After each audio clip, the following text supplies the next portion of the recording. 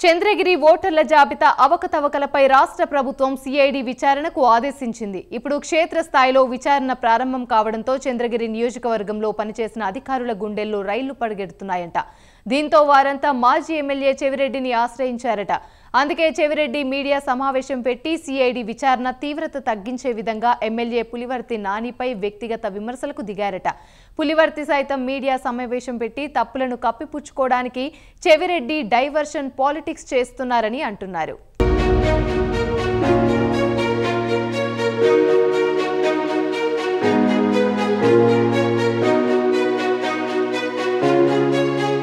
చంద్రగిరి నియోజకవర్గ ఓటరు జాబితాలో అక్రమాలు జరిగాయని ఎన్నికలకు ముందు నుంచి టీడీపీ ఆరోపిస్తోంది. ఈ వ్యవహారంలో 3 డిప్యూటీ కలెక్టర్ల పేర్లు తెరమీదకు వచ్చాయి. గత 5 ఏళ్లలో ఎక్కువ కాలం పాటు తిరుపతి ఆర్డీఓగా కనక నరసారెడ్డి పనిచేశారు.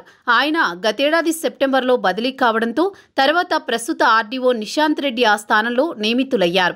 2017-18 మధ్య తిరుపతి రూరల్ తహసీల్దారుగా పనిచేసిన మీసాల కిరణ్ కుమార్ ఆ సమయంలో అప్పటి చంద్రగిరి ఎమ్మెల్యే చెవిరెడ్డి భాస్కర్ రెడ్డికి సన్నిహితంగా వ్యవహరించారు.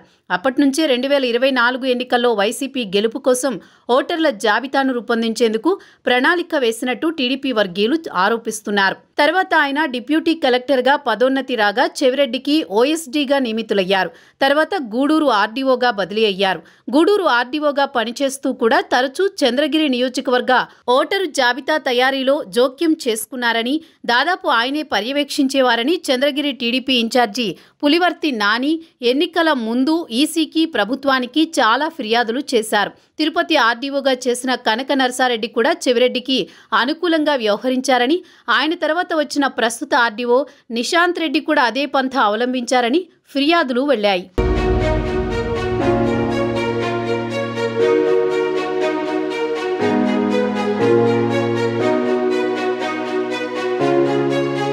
దీంతో చంద్రగిరి ఓటరు జాబితాలో బోగస్ ఓటర్ల చేర్పులు, టీడీపీ అనుకూల ఓటర్ల తొలగింపులకు వీరిదే ప్రధాన బాధ్యత అని ఫిర్యాదుల్లో పేర్కొన్నారు.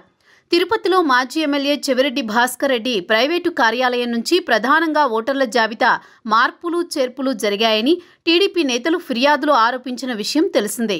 అక్కడ చెవిరెడ్డి వద్ద పీఆర్ఓగా పనిచేసిన ఓ రిటైర్డ్ డిప్యూటీ కలెక్టర్ పాత్ర కూడా కీలకమని ఫిర్యాదుల్లో ఆరోపించారు.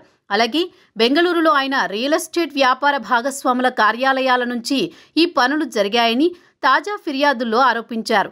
చంద్రగిరి నియోజకవర్గంలోని 6 మండలాల తహసీల్దార్లు, బిఎల్ఓలు, ఆర్డీఓ కార్యాలయంలో చంద్రగిరి నియోజకవర్గ ఎన్నికల డిప్యూటీ తహసీల్దార్ లాగిన్ ఐడీలు, పాస్వర్డ్లను ఈ 2 ప్రైవేటు కార్యాలయాల సిబ్బందికి అందజేశారని, వాటి ఆధారంగా బోగస్ ఓటర్లను భారీ ఎత్తున చేర్పించడం, టీడీపీ సానుభూతిపరుల ఓట్లు తొలగించడం జరిగిందని ఆ పార్టీ నేతలు ఆరోపిస్తున్నారు.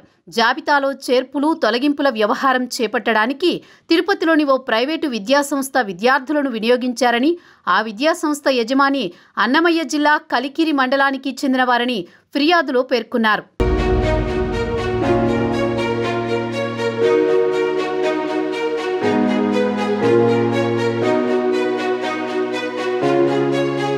సిఐడి విచారణలో భాగంగా ఇప్పటికే 2 సార్లు తిరుపతి ఆర్డీఓ కార్యాలయంతో పాటు తుడా కార్యాలయంలోకి వెళ్లారు. ముందుగా ప్రస్తుత తిరుపతి ఆర్డీఓ నిశాంత్ రెడ్డితో పాటు ఏవోలను, సిబ్బందిని విచారణకు సహకరించమని కోరారు.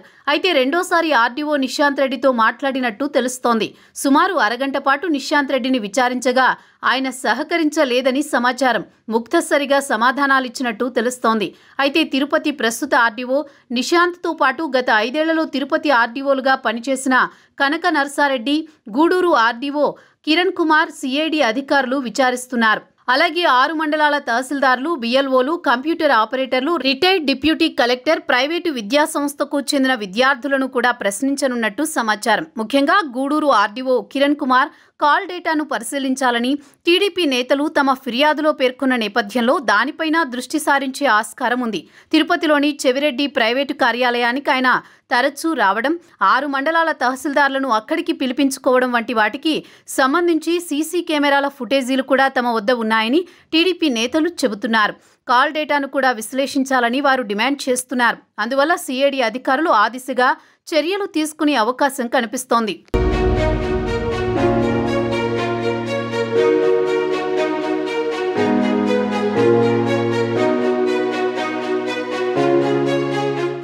తిరుపతి ఎంపీ ఉప ఎన్నికల సందర్భంగా తిరుపతి అసెంబ్లీ సెగ్మెంట్లో వెలుగు చూసిన ఓటరు కార్డుల అక్రమ డౌన్లోడింగ్, నకిలీ ఓటరు కార్డుల తయారీ వ్యవహారం దేశవ్యాప్తంగా కలకలం రేపిన సంగతి తెలిసిందే.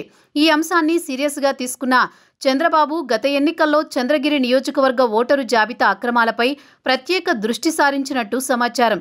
ఈ రెండు అంశాలను కేస్ స్టడీలుగా తీసుకుని భవిష్యత్తులో రాష్ట్రంలో ఎక్కడా పునరావృతం కాకుండా చూడాలని భావిస్తున్నట్టు తెలిసింది. అందులో భాగంగా తిరుపతి, చంద్రగిరి ఓటర్ల జాబితాల అక్రమాలపై లోతుగా విచారణ జరిపించేందుకు ప్రత్యేక అధికారిని నియమించే దిశగా చర్యలు తీసుకుంటున్నట్టు టీడీపీ వర్గాల ద్వారా తెలిసింది.